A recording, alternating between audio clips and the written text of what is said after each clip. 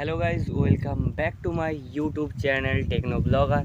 তো আজকের ভিডিওটা বানানোর আমার অতটা মন ছিল না, কারণ আজকে আমি একটা ইউটিউবের একটা পলিসির ব্যাপারে জানতে পারলাম, যেটা জানার পরে গাইজ এতটাই খারাপ লাগছে যে ভিডিও বানানোর আর কোনো ইচ্ছাই নেই। কি বলবো গাইজ, আজকে আমি একটা কথা তোমাদের বলতে চাই। তোমরা এটা শেষ পর্যন্ত আজকে ভিডিওটা দেখো, তারপর তোমরা বুঝতে পেরে যাবে যে কেন আমি এই ভিডিওটা করছি। গাইস, একটা ইউটিউবের একটা পলিসি আছে, সে পলিসিটা হলো সার্কামভ্যানশন পলিসি। ঠিক আছে, সার্কামভ্যানশন পলিসি। এই পলিসিটার জন্য গাইস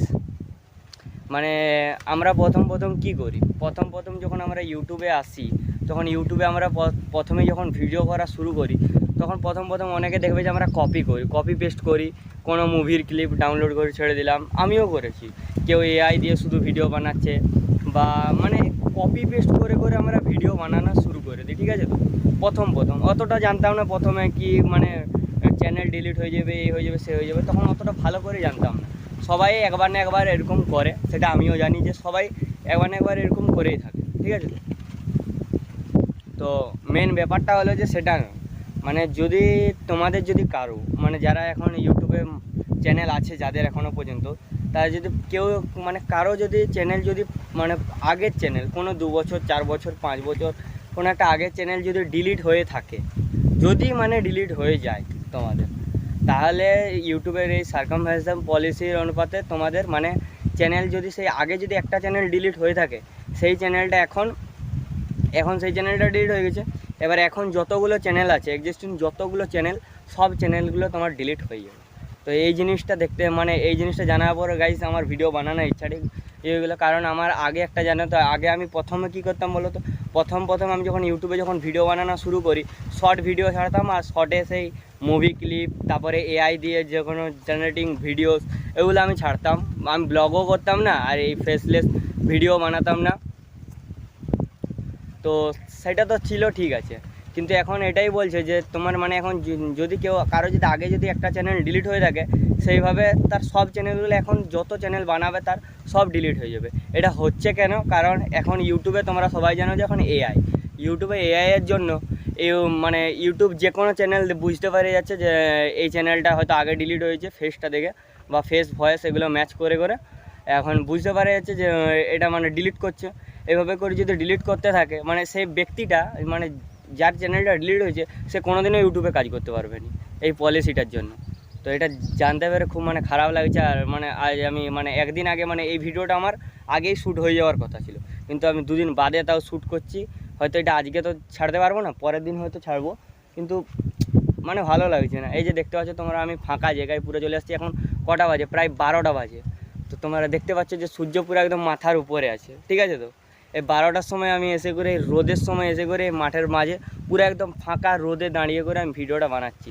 কারণ আমার এতটাই খারাপ লাগছে যে আমি ঘর থেকে এতটা দূরে চলে এসেছি। তোমরা দেখতে পাচ্ছ যে কতটা দূরে আছি আমি, এইদিকে অনেক দূর থেকে চলে এসেছি, এখানে এসে করে আমি ভিডিওটা বানাচ্ছি। তো গাইস, একটাই কথা বলবো, যাদের আগের চ্যানেল ডিলিট হয়ে গেছে, তাদের তো ভাই কোনো উপায় নেই, তাদের চ্যানেল ডিলিট হবেই। আজ হয়নি, কাল হয়নি, 2-4 দিন বাদে হলেও 1 মাস 2 মাসের ভিতরে হলেও ডিলিট হবে। আমি জানি না আমার চ্যানেলটা আর কতদিন থাকবে, তবে যতদিনেই থাকুক ততদিন ভিডিও মোটামুটি ছাড়তে থাকবো। জানি না আমার আগের চ্যানেলটা ডিলিট হয়নি, এটা আমি বলছি, আমার চ্যানেল ডিলিট হয়নি। ওই চ্যানেলটা আমি নিজে থেকে ডিলিট করে দিয়েছি। আমি ওই চ্যানেলটাতে কাজ করা বন্ধ করে দিতে, আমি বলি তাহলে জিমেলটা রেখে কী হবে, জিমেলটা আমি ডিলিট করে দিয়েছি। এবার আমি জানিলে ওই জিমেলটার সাথে এখন কি হয়েছে এবারে বুঝতে পারছি না। ওই চ্যানেলটার এখন কি হয়, ওই চ্যানেলটা যদি ইউটিউব যদি করে ইউটিউব থেকে যদি ডিলিট করে, ইউটিউবের থেকে, তাহলে কিন্তু আমার এই যে মেন চ্যানেল আছে এটাও ডিলিট হবে, আর আমি যে ভিডিও বানাচ্ছি এই ভিডিও আমিও বানাতে পারবো না। আর যাদের ডিলিট হয়েছে তারা আর কিন্তু ভিডিও বানানোর কোনো চান্সেই নেই। ইউটিউব যদি দেয়, আবার যদি চান্স যদি দেয় তো ভালো, আর যদি না দেয় তো কোনো করার নেই, তাহলে ডিলিট হবেই। সেটা আমারও যাবে, তোমারও যাবে, সবার যাবে। আর যারা জানো যে যাদের ডিলিট হয়ে গেছে, অলরেডি ডিলিট হয়ে গেছে, তোমাদের ধরো কারো একজনের হয়ে আছে, সে নতুন চ্যানেল বানাও ভাবছো, সে অবশ্যই নতুন চ্যানেল বানানোর সময় নিজের যে নাম্বারটা থাকে, ফোন নাম্বার যখন ভেরিফিকেশান করা হয়, ওই ফোন নাম্বার ভেরিফিকেশানটা তোমরা নতুন নাম্বার দিয়ে খুলবে। আর আগে যে ফোনটাতে বানাতে, যে ফোনটাতে ডিলিট হয়েছে, সেই ফোনটাকে বাদ দিয়ে নতুন অন্য কোনো ফোন নেবে। আমি একটু ছায়ার দিকে যাচ্ছি, গরম প্রচুর লাগছে রোদের মাঝে দাঁড়িয়ে তারপরে বলছি।